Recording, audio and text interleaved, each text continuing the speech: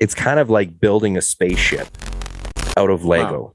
Because I have 4 pages of a map layout, and each piece of its own unique size is labeled, and my team has to install this. So it's never really been done this complicated before.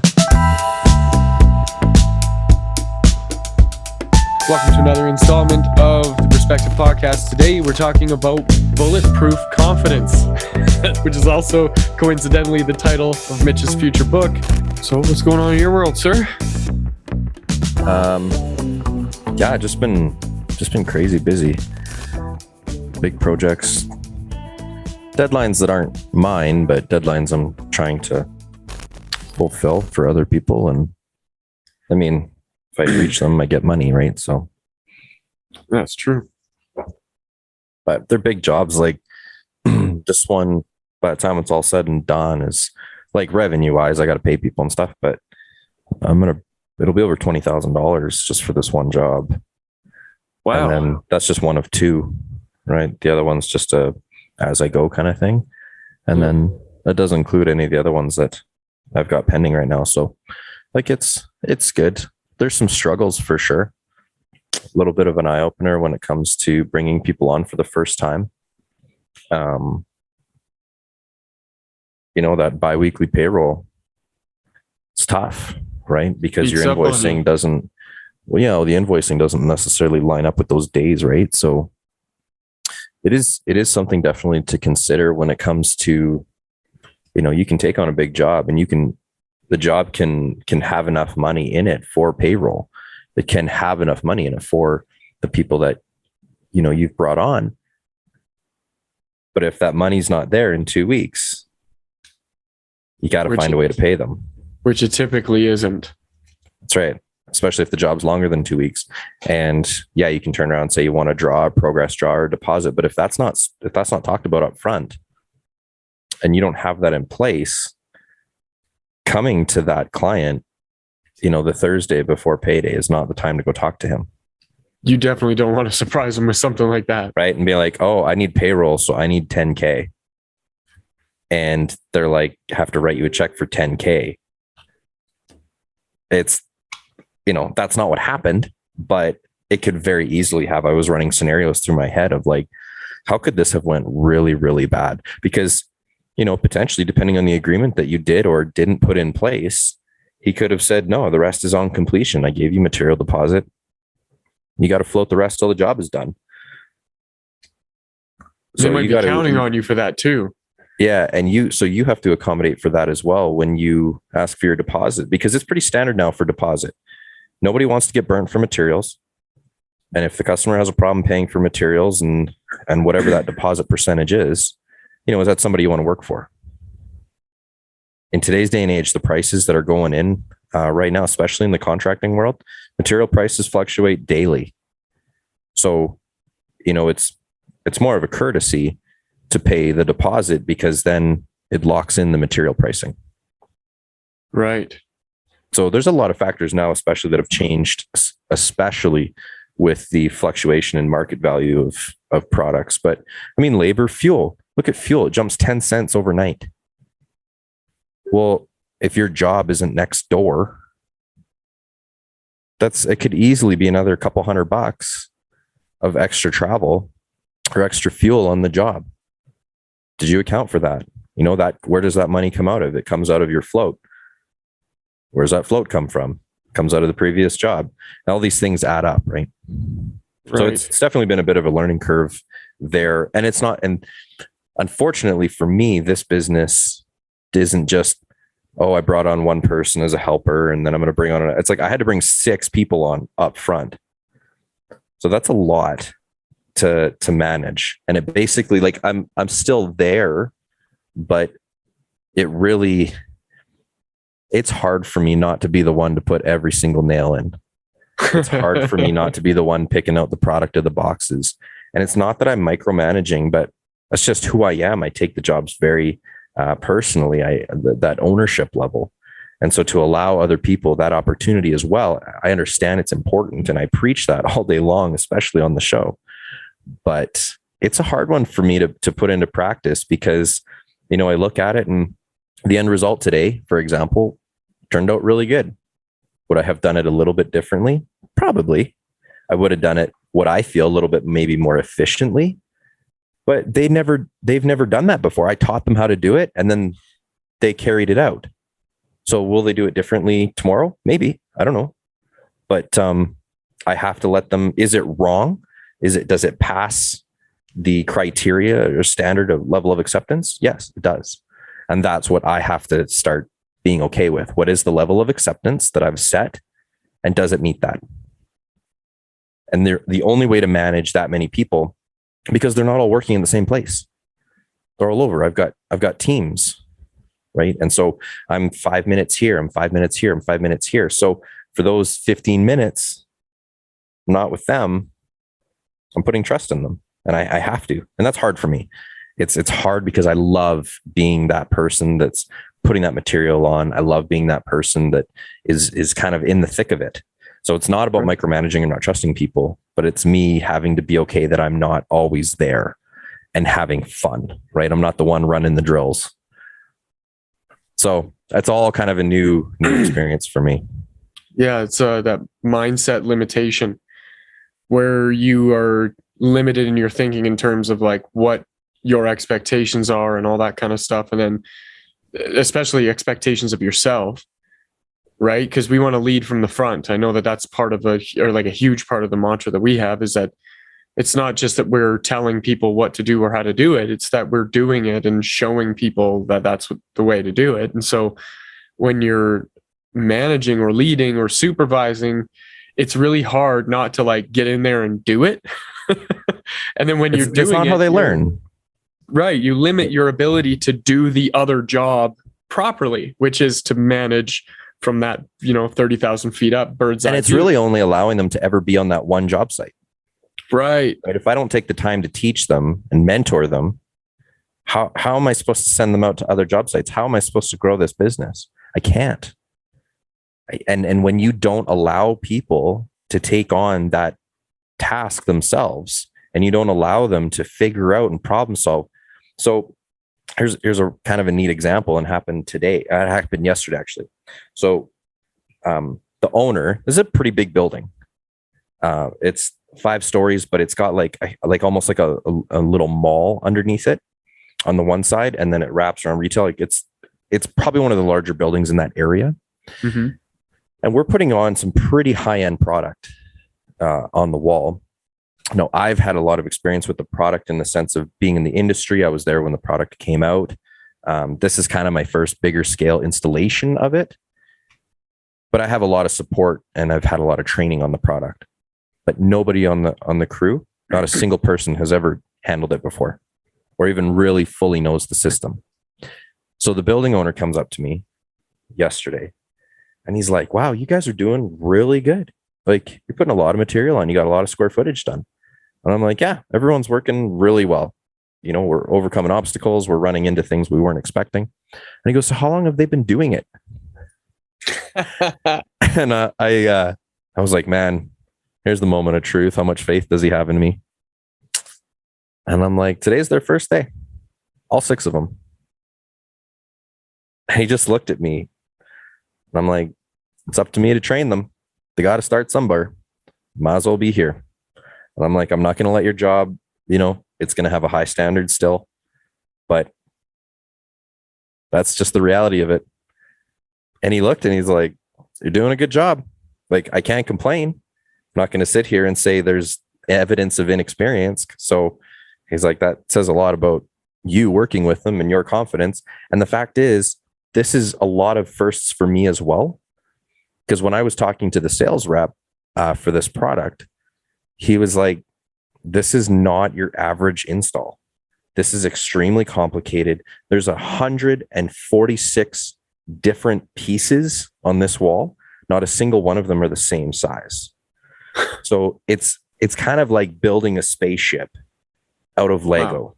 Because I have 4 pages of a map layout, and each piece of its own unique size is labeled, and my team has to install this. So it's never really been done this complicated before. And on top of that, we're using, because of, material shortages, they had to substitute certain things. And so there's a lot of the back end of the system that we will never, ever use again, even if we install the system in the future, because it's just something that was done out of kind of desperation, I guess, or necessity.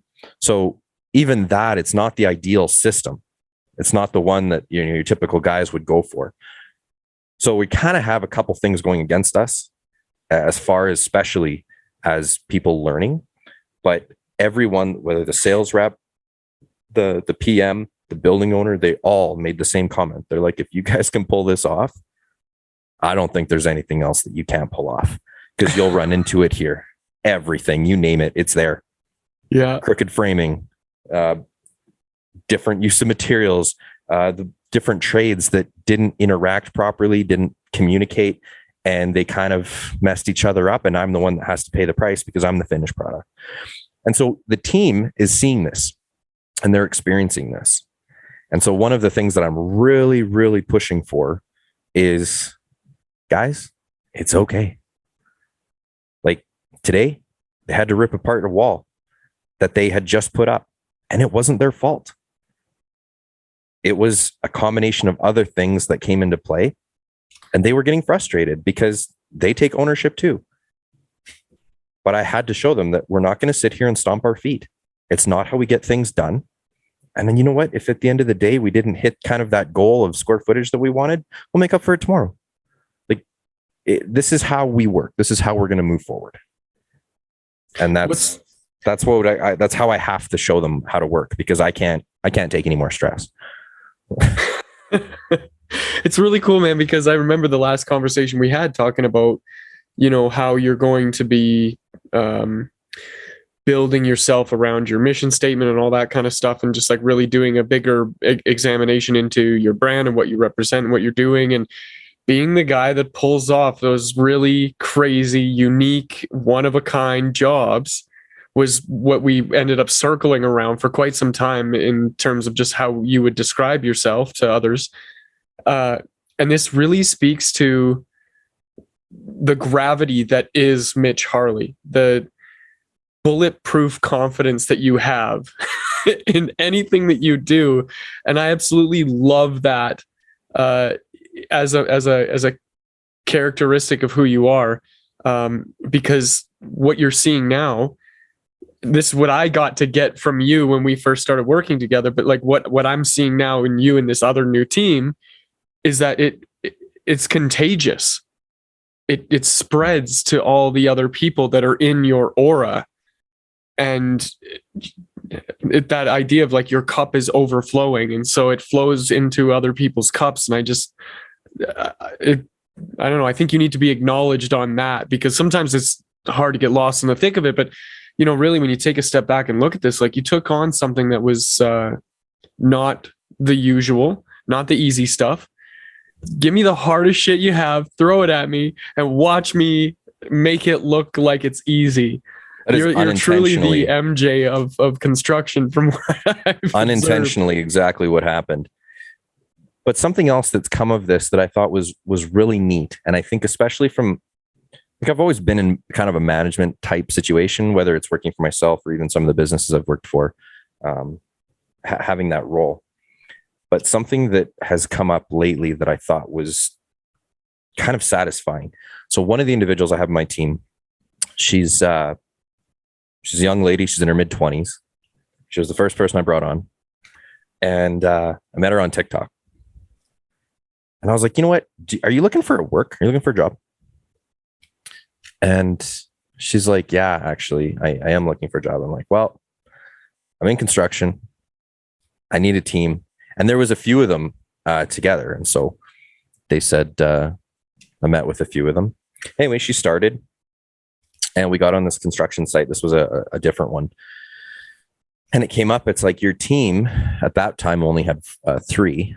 They said somebody on your team needs a lift ticket in order to run the equipment. And that's the majority of the work here is off of booms. And in my head, I was like, okay, I haven't even had my first check yet. And if I get the ticket, it's great. But then I'm stuck here because I'll be the only one with it. if I pay for somebody else's ticket, like what if they leave? Then I'm back. So I'm in this conundrum, but I don't want to be the guy that doesn't want to, trust people. I don't want to be the one that doesn't invest in people.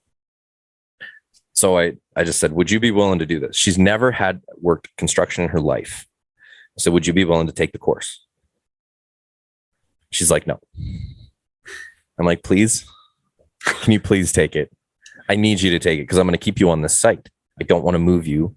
And I can't always be here because I have other jobs sites as well. So I convinced her. She took the course.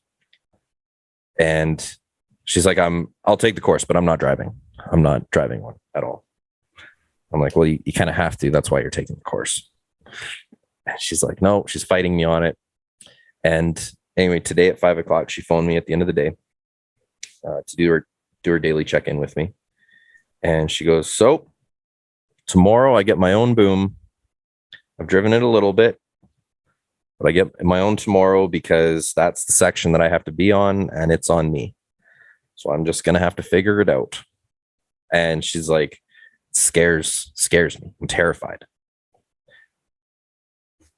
And all I said was, just take it slow.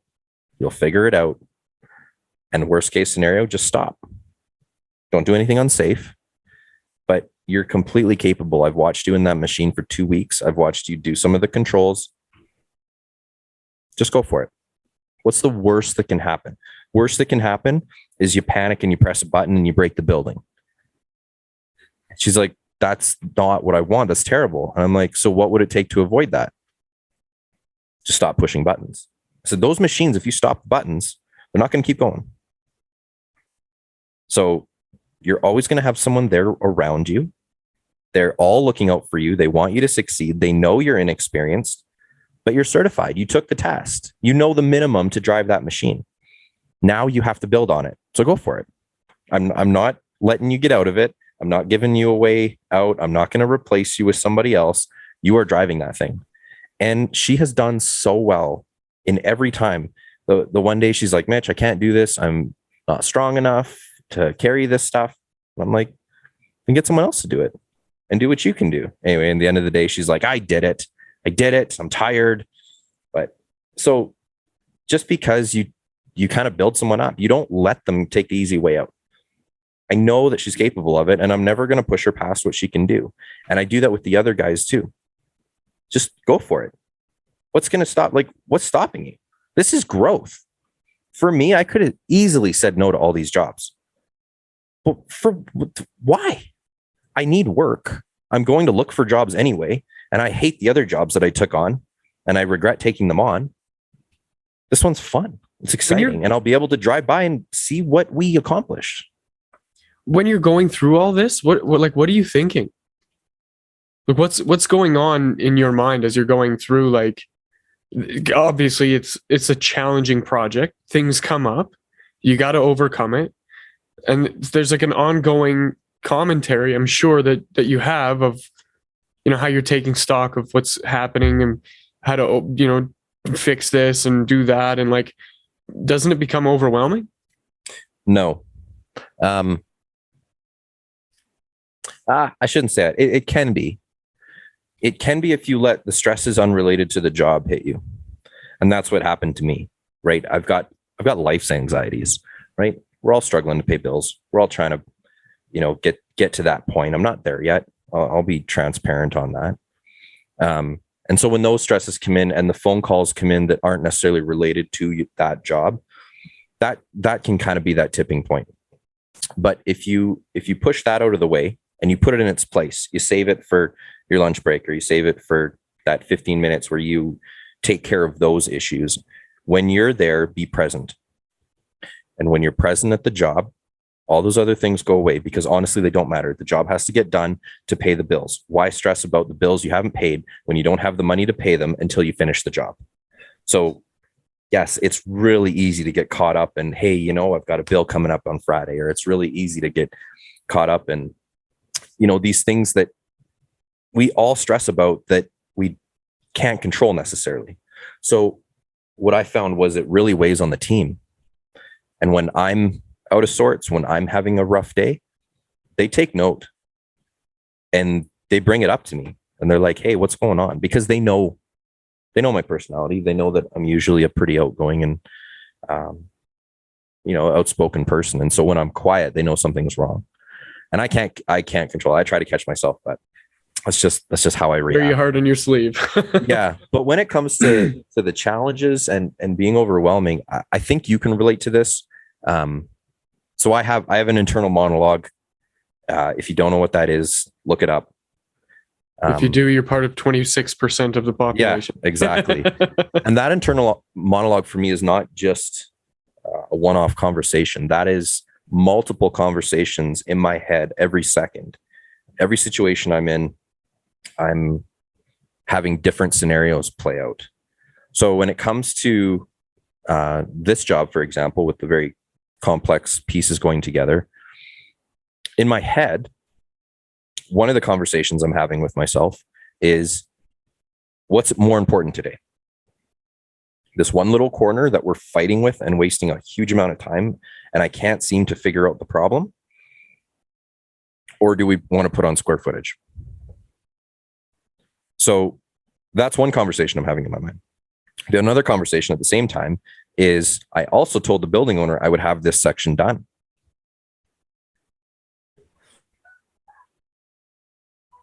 Excuse me. And then I have a conversation looking at how much money is it costing me to keep these people working here. Right. There's when a lot of factors with a problem here that I haven't found the solution to, and nobody has. So those were the three conversations simultaneously happening in my mind. So I ended up making some last minute changes to where people were and how we're going to approach the job. And I prioritized it. And because of that, today's focus was more about square footage than it was about figuring out these four pieces, because we could have burnt through an entire 10-hour day on these four pieces that really, it's irrelevant on the scheme of things, in the big scheme of things. I can sit there individually and work on that while they're just blasting stuff out. But if I don't weigh that out in my mind, it could be completely overwhelming because you get stressed out. You're falling behind, your efficiency is down, your costs are going up because of it. These are easy things to get overwhelmed about. So for me, I process very quickly, and I process a lot of information at one point in time. And so sometimes when people look at me and they're like, why don't you just talk? Sometimes I'm like, because I'm thinking. Can't do that at the same time. Yeah, that doesn't make any sense. And I'm like, no, when I'm thinking, it's different. Like it's not daydreaming. Like I relate very closely to when people play chess and they're like 9 moves ahead. I'm not very good at chess, but I understand that in life. I usually am a few steps ahead of where I am, and I can pivot, but that's how fast my mind is running all the time. Like my brain does not shut off.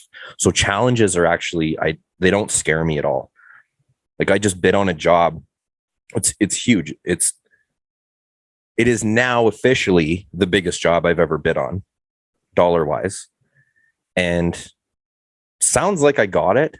That was kind of the word today, but I've never even seen the stuff that I quoted on. I have no idea how it's applied, but I looked at it and I'm like, people apply this every day in the world. I've never been a part of that. So what's it going to take for me to be able to figure that out? Well, step one, I got to kind of do my research on it, get the basics under my belt. 2, I have to realize that I don't do this myself anymore.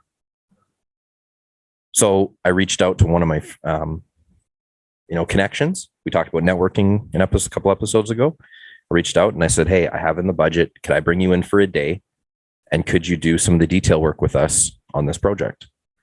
I was like, yeah, no problem. So why not? Like I could have easily said, no, I have no experience with that, but I don't need the experience. I need to find the people that have the experience, and I don't need to bring them on full time. I just need them for that job. And then I get to learn it. So you surround yourself by people that are learning. Yeah, exactly. And so, especially with the team I have, they're all experienced in different things.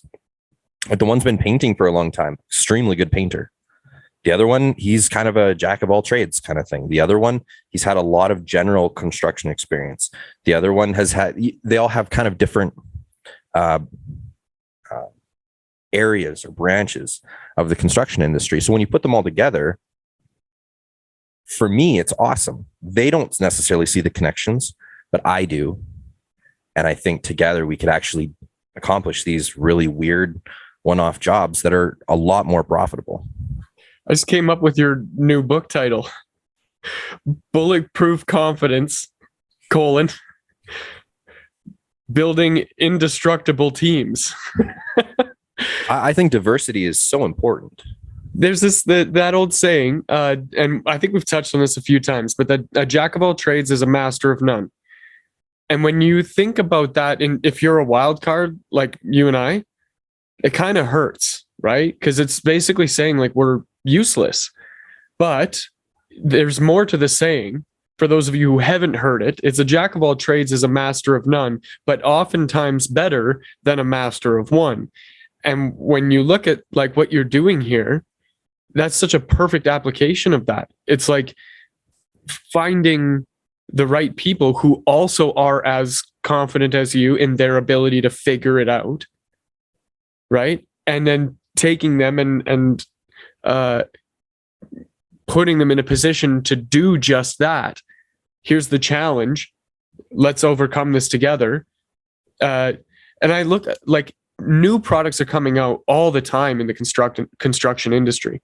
And it's not like it used to be in terms of like, framing and drywall and mud, and then you're done.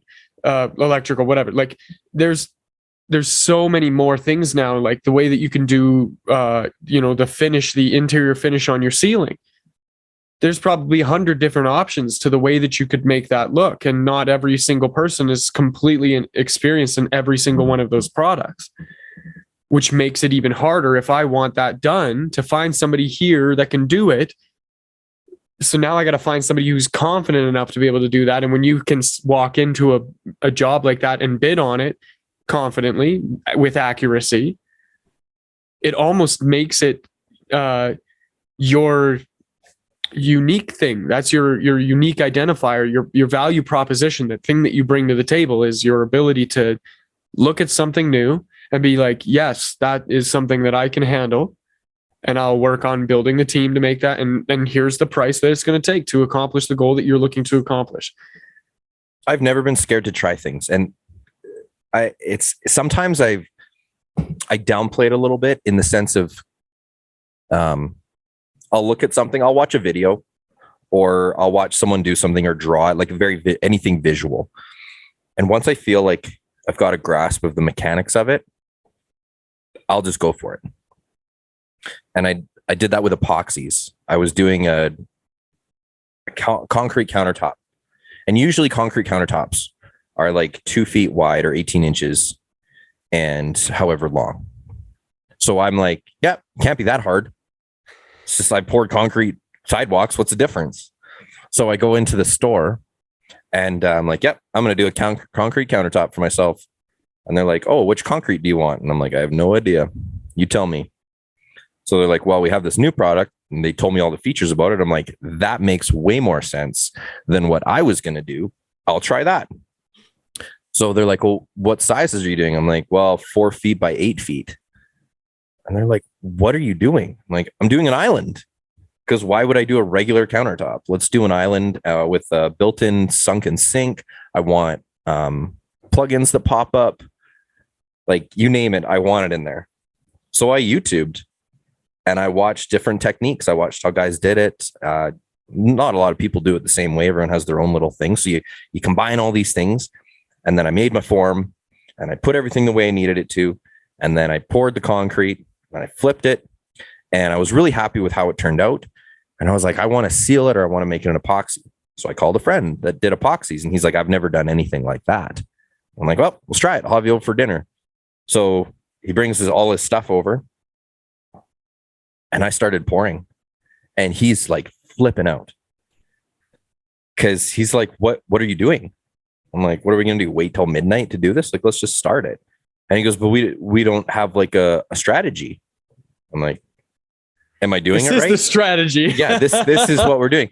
And he's like, hello, well, sir. Welcome to plan A. yeah, there is no plan B. And he's like, oh, well, we're committed now. I'm like, yep. So we poured our base coat on it. And I'm like, so what if I want gray in it? He's like, then we have to mix up gray right now. I'm like, then let's do it.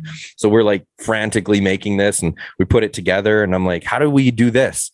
And meanwhile, this stuff is like, it doesn't have a long cure time. And I'm like, how do we do this? He goes, you need a blow dryer. So we ran and got a blow dryer and we started like playing with it and smoke. And the thing turned out so beautiful at the end of it. And he was like, I definitely overthought that.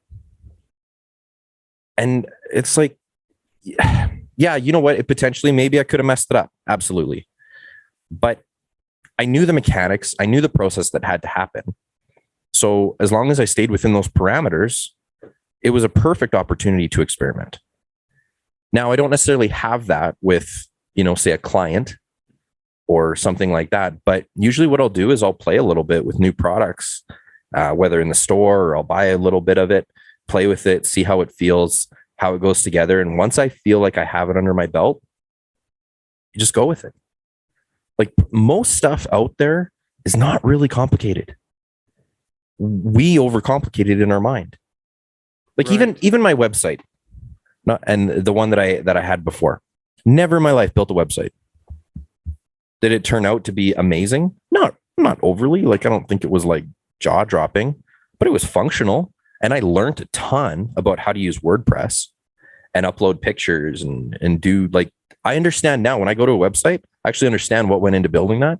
Right. And I can pick it apart and I can say, okay, this is what they did here. This is the layers they used. These are the images they used. This is probably the plugin they used.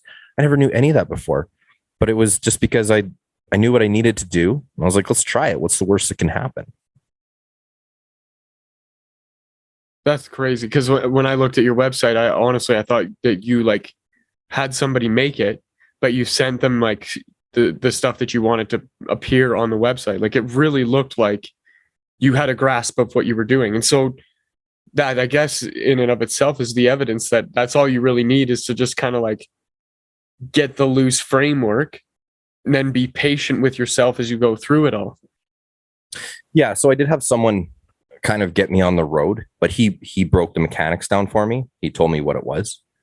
And then along the way, I'd phone him up.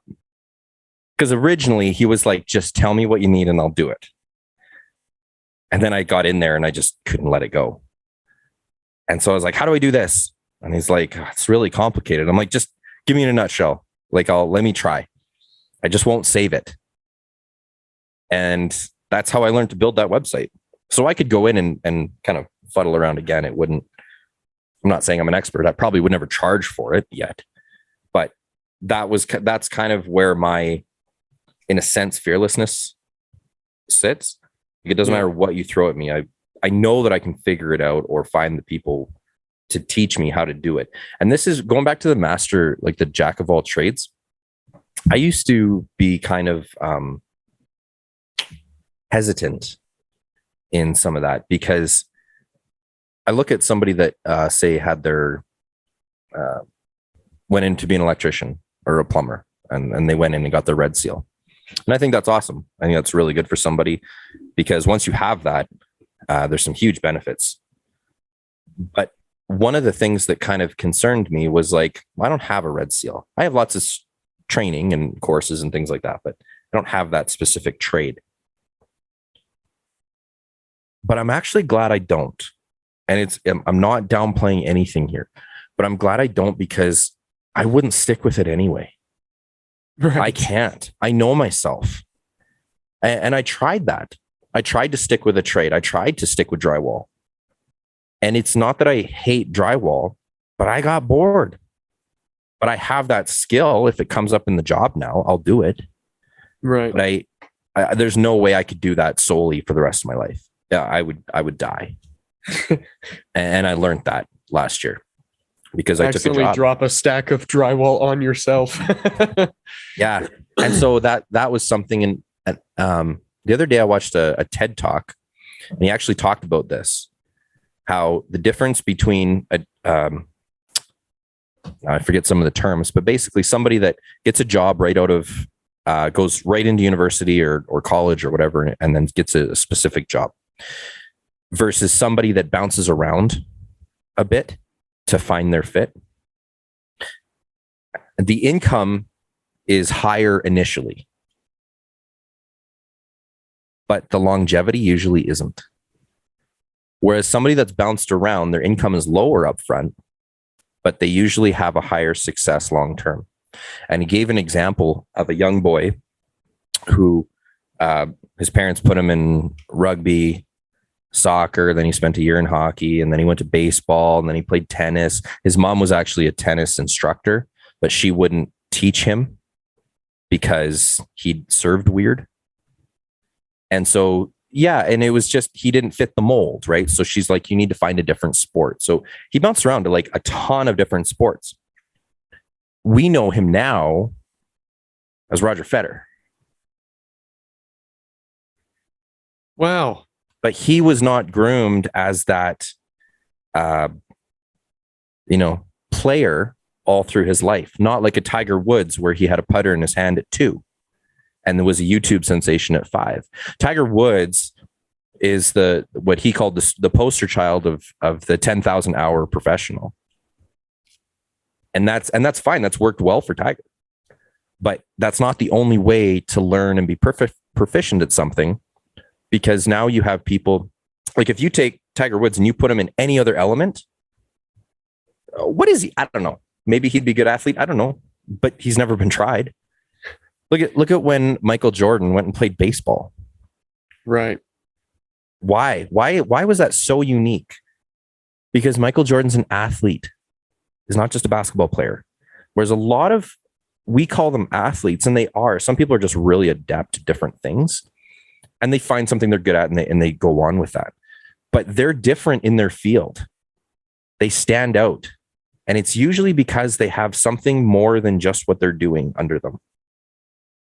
Some people are just really good at one thing and they're awesome at it. But somebody else can have a different background, a more diverse experience, and be at a similar level and be completely different. And to me, that's how I had to start viewing myself as, because yes, I have this wide range, as you know, of background in work in different industries. But I really feel that that's been a benefit for me in what I've been able to accomplish. I think if I had gone just down the road of jumping into a trade and sticking with it for the rest of my life, I probably wouldn't have a lot of the opportunities and experiences that I have now.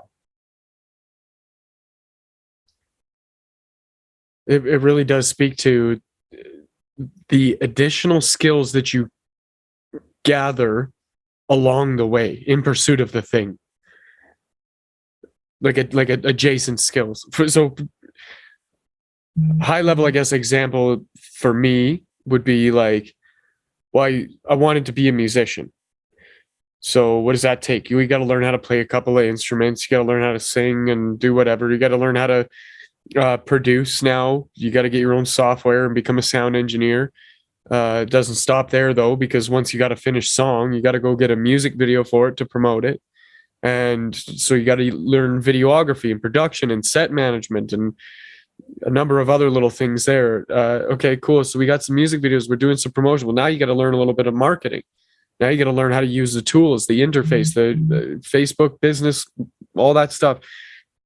And then from there, you got to learn, okay, well, cool. Now we got some fans. We want to get some merch. Well, how do you do that? We got to find a supplier. We got to find logistics. We got to make sure that we get the best rates and fulfillment. And now you got to set up a website. So now you're doing web design. You're doing graphic design. You need a logo. So every step of the way, you're learning like all of these little skills. And maybe I'm not the best graphic designer, or maybe I'm the next Steven Spielberg, but I got a really good understanding of how all of these things now integrate into one another, right? Because, like, even further than that, you want to go on tour, you need a tour manager, you need venues, you need travel and accommodations and all this other stuff. Event planning is a whole industry just in and of itself that you have to get really good at, or else you can't go on tour. You got to hire somebody. How can you do that at $1,000 a month streaming revenue? No. but you're expected to be out there and on tour and, going to where your fans are and putting on a show. So you got to put something together. You got to make something work. So all these skills you gather along the way, there's like adjacent things or transferable skills you can take. So what I learned in managing a little team here, I can take and manage a little team over here. And like all these little things now that when you put them together, where does that fit? Who needs what I have? And this is the difficulty of being a wild card is I promise you, anybody, anywhere, I can help you. The problem with that is it's too much of a blanket statement that it doesn't feel like it's directly specific to your service, your industry. Yeah. So if I want to do a marketing plan for a plumber, it's going to be very different than a marketing plan for a lawyer. I'm capable of both, but the way the world works now in this instant gratification thing is like, I got to only speak to lawyers until I've talked to every single lawyer and gotten as much business as I possibly can there. And then I can move over to plumbers and I got to talk to them and figure out, how to say what they need to hear to get it to the place where it needs to be. Even further to this is such a crazy story. When I started all of this, it was for the music career and other musicians and artists. But I had my ex-wife had a passion for art, being an artist, and wanted to eventually start doing tattooing. So I was like, okay, well, let's go set up a tattoo shop. Let's get the gear that you need. So we made a little bit of investment, set up an in-home tattoo studio. So we had to go through like Alberta Health Services, get the certification, all the little things that you have to do to make sure that you're in a good, decent environment. And then you got to go out and get customers. So I started an ad campaign for her, and I developed this really, really simple funnel. And off of $10 a day, we were getting like 2 or 3 leads a day. Like it was such a no-brainer offer. It was really easy to accumulate this. And I was like, I'll take this to tattoo artists. And so I used this as the case study for explaining that to people in the tattoo industry to help them grow their shops and bring in more customers. And you know what? The only response that I received for that entire marketing campaign mind you, I'm an idiot, so I spent thousands of dollars doing this. The only response that I got from every single tattoo artist was, we don't want to be associated with you because you supported an in-home tattoo studio. That you completely missed the fact that I could bring 2 to 3 extra customers in a day for $10 a day.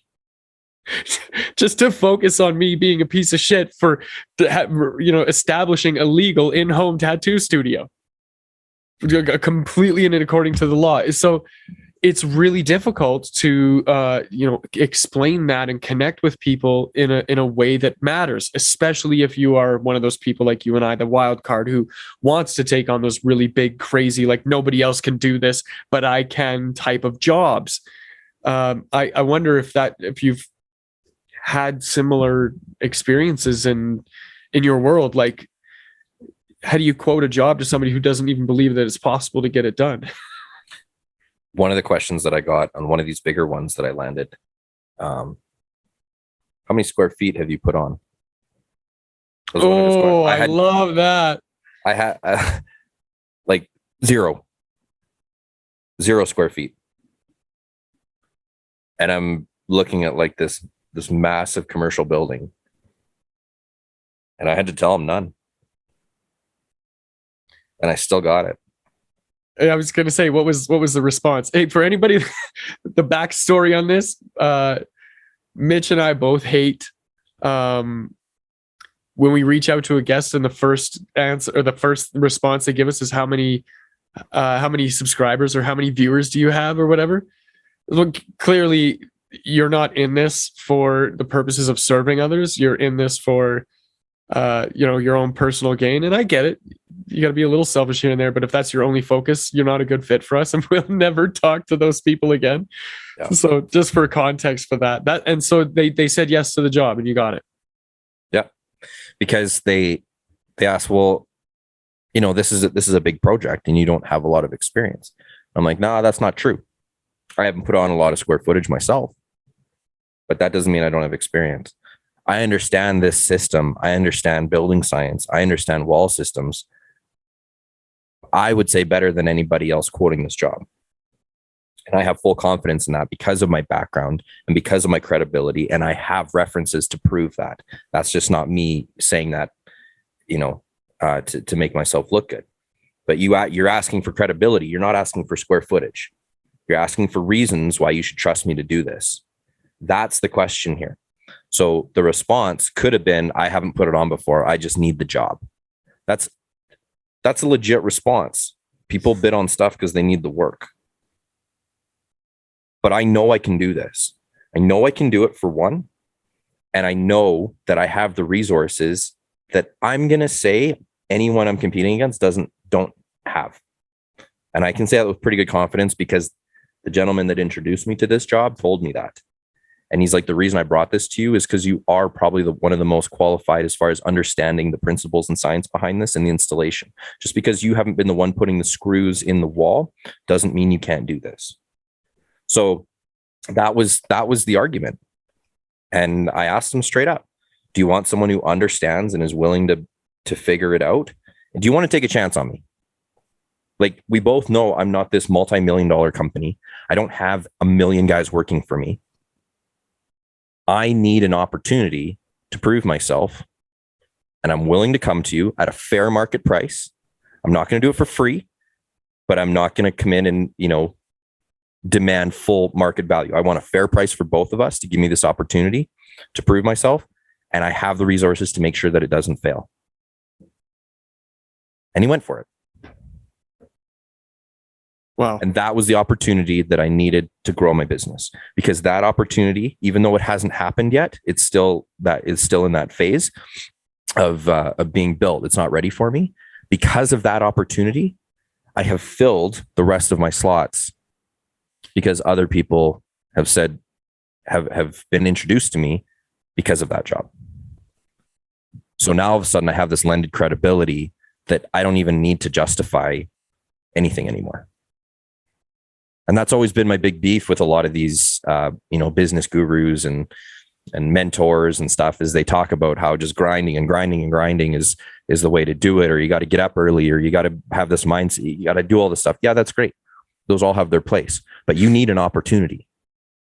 All that stuff prepares you to act once you have the opportunity, to have a work ethic, to have a good mindset, to have a positive outlook.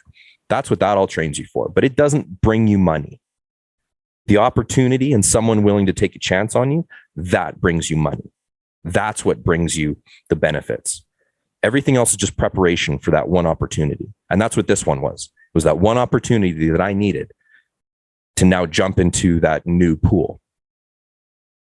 So yes, did I have to prepare for that? Did I have to be mentally ready for it? Did I need a work ethic? Did I need a bit of a strategy? Absolutely. But those things on themselves, waking up at 3 a.m, doesn't bring me in money. What do you do? Right. Sitting at your table, but you're like, I got up at 3 a.m. It doesn't do anything for you. It doesn't pay your bills. What do you do at that time? I don't care if you get up at 9 a.m. or 1 p.m. What do you do with the time that you're up? And how do you create opportunities? It's that convergence of opportunity and preparation. That's what luck is, right? You spend your time, wake up at 1 p.m. because you've been up late the night before. Well, what were you doing up late the night before? Was it constructive? Like, were you doing something? Because I used to live a life like that. I was a musician. You're up on tour, you're doing shows, or you're up late in the studio creating the next song that you need. And it just so happened that in the darkness of the nighttime, I was my most creative. And so that's where I spent most of my time, was in that space to be creative. Now that I'm, in this space, it's my hours don't match up with other people's hours. And so I've kind of had to put myself into a different box. But it's like, what are you spending your time on? That's preparation. Any of the time that you're spending doing this stuff. And if it's being wasted binge watching Grey's Anatomy, that's not helping you in any way. Sure, it might be a good distraction. Maybe you might be overwhelmed from your regular job. And then, you come home and you think that you're unwinding by watching a show or doing this other stuff. But what you're really doing is you're letting yourself down, and you know that. And so that creates this anxiety and tension, and then you don't know where it comes from. But that's what's happening, is because you're not doing the thing you have the potential to do. well, you're wasting it away here, and then you get guilty as a result of that, and then you create justifications and reasons, excuses why you're not doing those things. And so it's okay because, well, I'm stressed and anxiety now, I need time to chill. The reality is you actually don't need any of that. You need 8 hours of sleep for your brain to reset. But speaking from a guy who literally, like, I'm a guy who works 16 hours a day, that there's stuff that I'm constantly doing. Granted, there are a few hours of my day that are allotted for time with family, friends, whatever, time for eating, going to the gym, showering, all that kind of stuff that kind of gets bunched up into that. From the minute I wake up, I'm doing stuff to the minute I go to bed. It's my whole, and none of it, I promise you, none of it is watching shows. I could be reading an audio or listening to an audiobook or watching a new talk from, one of the latest gurus that I follow that just got released, or a seminar that they attended, and whatever, like that I think is useful. But that's part of what the preparation is, part of doing the work. I'm not against Netflix either. Like, knowledge. I have a vast viewing history of shows and movies. Like, I'm a huge movie buff. I love when a movie comes out, I watch it. For the record, I'm not throwing stones in a glass house here. There was a time in my life when I did do that. I was a movie fanatic. Like, I got movies on movies on movies. There's nothing wrong with it. But as a general observation, this is... But no, it's a valid point. And I think this is where balance comes in, because you really have... this comes back to clarity. We kind of keep coming back to clarity a little bit. What do you want? And if you want to stay in your 9 to 5, Monday to Friday, and you need time to unwind, and you feel like watching Ozark is that show, you know what? Do it. That's fine. If you want to build a business, sorry, but some of those things that are really built for a 9 to 5 schedule, you got to put them on pause, or at least limit them. I think you need to relax. You need that recreation time, no matter who you are. And anyone who says that you don't need that, you just need to keep the hustle, they're living in a different world. That's not, I don't believe in that at all. But I do believe that, yes, as an entrepreneur, as somebody that's building not just one, but a couple different businesses, you got to sacrifice some time for it. And you have to decide, is this something I want to do? Is the sacrifice worth it for me?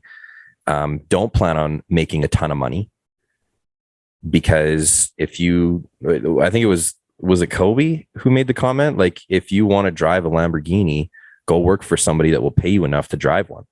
If you want a little bit of freedom in your life and flexibility, become an entrepreneur. But you probably won't, have the lifestyle that you see on YouTube and Facebook and TikTok and all these guys standing in front of Lamborghinis that they don't own. It's going to be like 10 years. That first half of the grind, you're not even going to have time to drive the Lamborghini. I promise. So there's a certain point where clarity. It compounds on itself, your business, the effort that you put in and all that kind of stuff, or whatever, even the job. If you're just working at a job and you're trying to, step up in the game in that space, like, all of it is still, at the end of the day, when you break it all down, the only reason you're there is because of the work that you did ahead of time, the preparation, the things that you did. And maybe you hustled back when you were in college and you spent countless hours studying or doing the thing, like whatever it is, the pursuit of that thing, that I like that you use the word sacrifice. You're going to sacrifice some of the, what do you call them? Luxuries, I guess. If you want to call them that, I mean, we grew up without Netflix. When you watch TV to do nothing, nothing, the luxury of doing nothing. Yeah, you have to sacrifice. I guess zoning out, not having to think about anything for a little bit. Sometimes that's nice. For me, I watch shows to keep my mind distracted, because I'll get lost in myself. Right.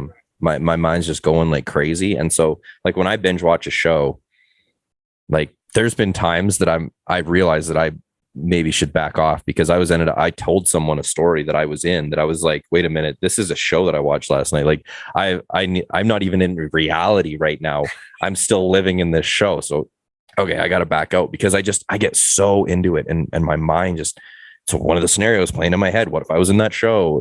What if I was Peaky Blinders? I don't know. And so that's what, for me, that's what a show is. It's more of an escape. And the problem that I run into is because I know that I can get maybe a little bit of addictive personality. I get obsessed with something and then I'll move on to something else. And so a series for me can be very detrimental because I'll stay up late watching it. I'll want to finish it right through. Like, I can't wait. And the problem is that comes at a cost. Everything comes at a cost one way or another. Time, everything costs time, at least, if it doesn't cost money. But even shows, what am I sacrificing? Maybe I'm not sacrificing my business, but am I sacrificing sleep? How does that affect me the next day? Is it compounding? And if I'm not watching a show, maybe I'm so busy, so wrapped up in work that I didn't eat today.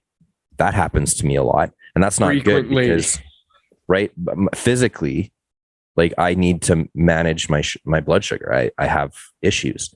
So if I don't, I will be ruined to the point where if I don't end up in the hospital, I will be completely crippled for the next 8 hours.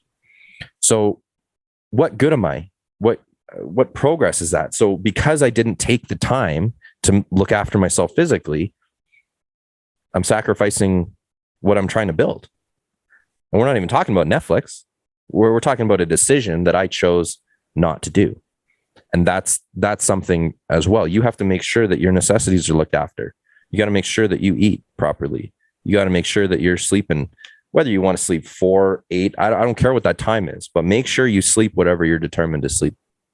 Make sure that you're looked after, because if we've talked about this before, what good is it at running at 40% for forever when you could run 95%, during an allotted time? There's a much better efficiency ratio there. So I don't believe that grinding 24 hours a day is the way to achieve any level of success. I think being at your best performance. Yeah, the burnout and all that kind of stuff, all the negative things that come along with overexerting yourself and just being in a good place, right? Be content with where you're at and have your goals set for you. Goals don't come in a day. That term, Rome was built in a day. Rome wasn't built in a day. It wasn't. And you know why? This is what's interesting about that comment. Rome wasn't built in a day. No, it wasn't. But Rome accomplished things that changed the world. Not just changed a country, not just changed changed the entire world. Rome had a strategy. And any world empire through history had great strategy. You look at, Greece with Alexander the Great. There was strategy that no one had seen, and that's why he was so successful. But Rome had such a strategy, and they were so disciplined in that strategy. That was their success. They were resilient. They also had no money problems, and they had no people problems. So they could build whatever they wanted. They just throw more people at it. We don't necessarily have that luxury. But the strategy that they were disciplined and sticking with, that's a lesson you can take. Why was the Roman army so it's studied and researched? Right. Why? Because they were known as the most disciplined and strategy ridden army. And so from a business standpoint, or even from a career standpoint, it doesn't have to be building a business. Discipline and strategy, they play a lot into it. I'm not the most disciplined person. It's held me back. I'm not going to lie. It's been one of my faults. Well, and as you get better at it, hard at that. Don't you notice, right?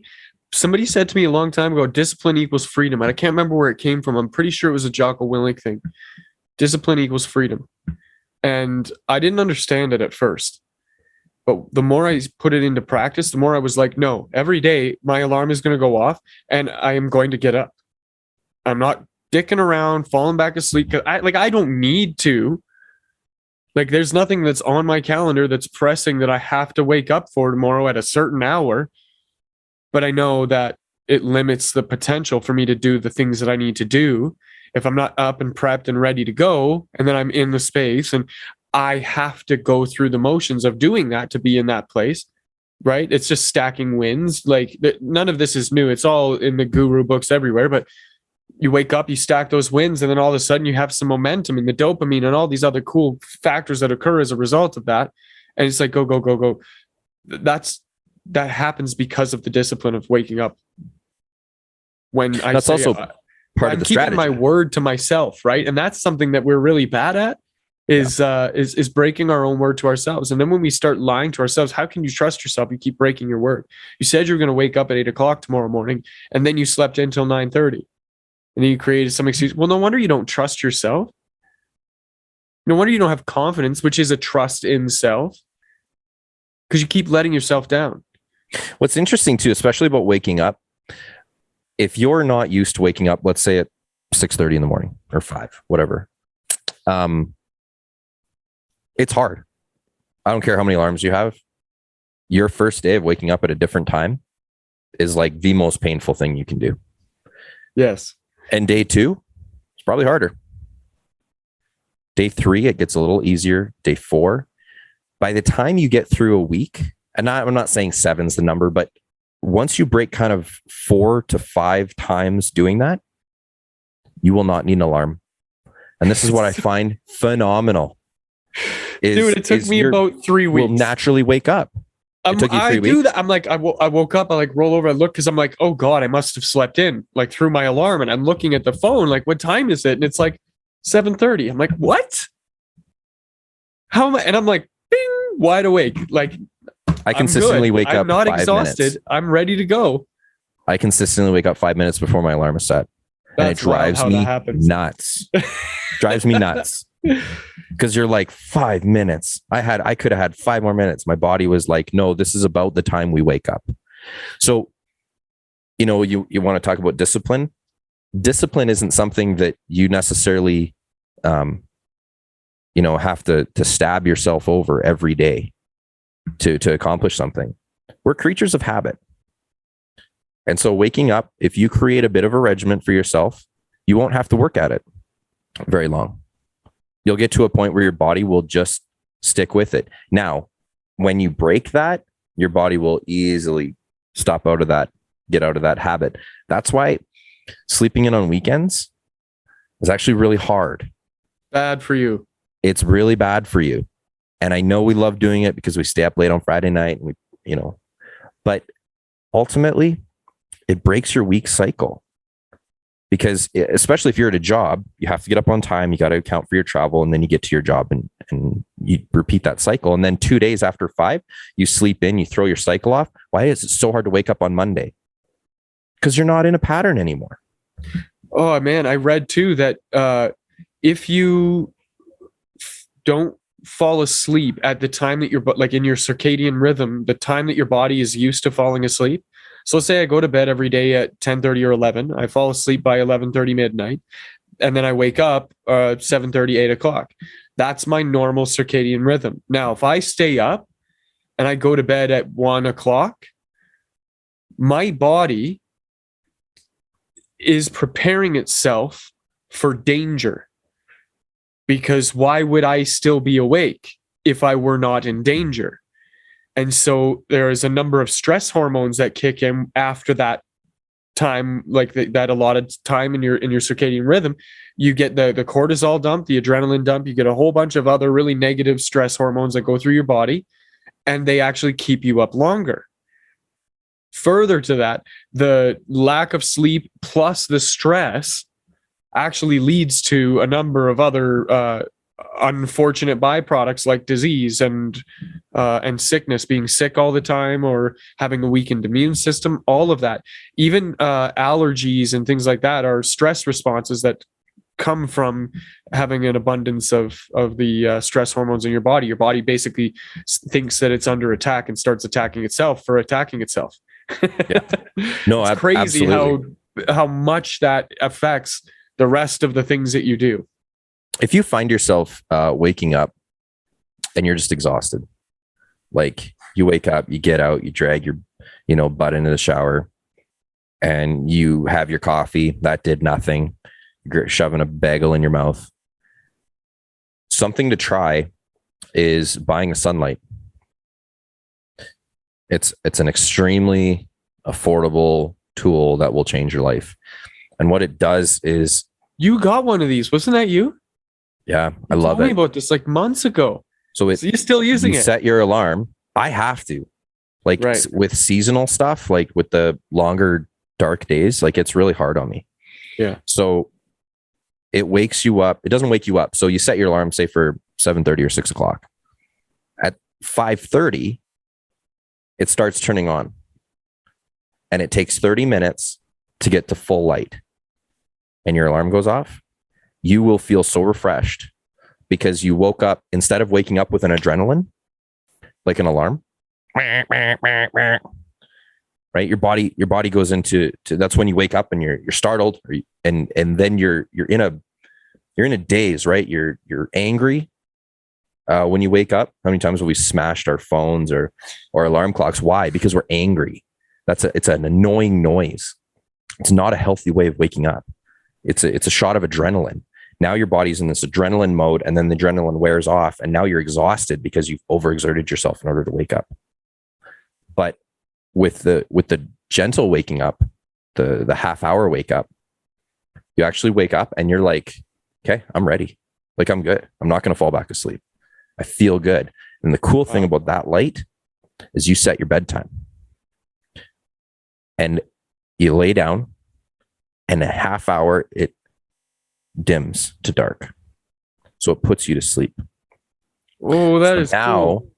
Now you're not, mind rushing, pass out until you're so exhausted that your body just shuts off. Now you're telling your body, you're calming your body down. It is such a healthy way. People listen to things. They listen to running water or whales or turtles, and I don't know what they listen to, but all kinds of natural sounds, and it soothes them and they go to sleep. But that's what it is. It's because you need to calm down in order to sleep. How many times have we went out, or you see someone, they go out late Friday night and they get tired? What's everyone do? Oh, get some coffee, drink some shots, have an espresso, keep yourself awake. It's not healthy to keep yourself awake. Your body is screaming at you, I need to recharge. And you're forcing it, pushing. We have an incredible stamina. We can stay up. I've stayed up for like 72 hours before. And it's not good. And we wear it like a badge of honor, but it's not. It's not a badge of honor. That sleep when you're dead thing, man. I lived by that mantra. I don't like it.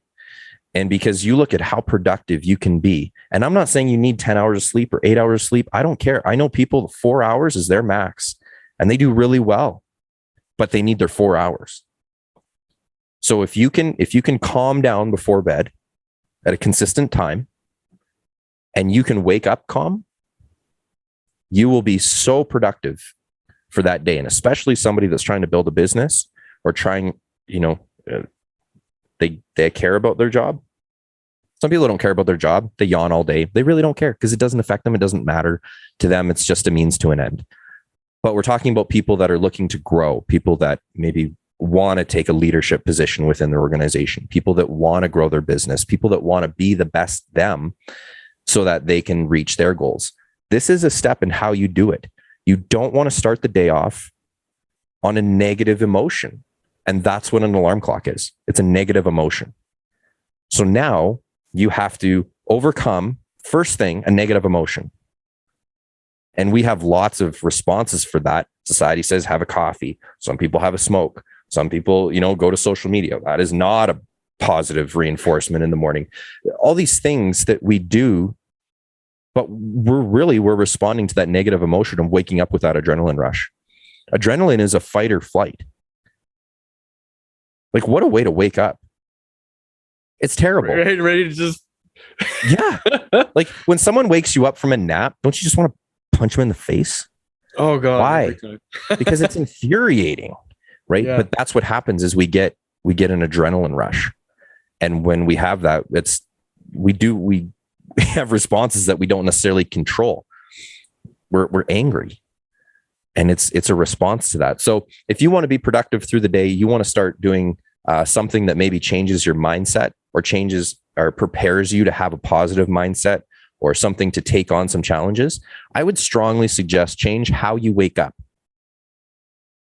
Even just that, maybe you can't change how you go to bed because of circumstances, whatever, that's fine, but change how you wake up. If you can have a gentle ringtone or something, there's apps out there that don't just give you a loud bang. There's actually ones that start off really quiet and then they get louder and louder and louder. So maybe it's not a half hour, but it's a gentle wake up. Right. And if you can just apply that one thing, you will feel better every day, and you'll be able to accomplish more through the day. I guarantee it. What is it called? Atomic Habits. I can't remember the author to save my life here, but we'll put a link in the show notes.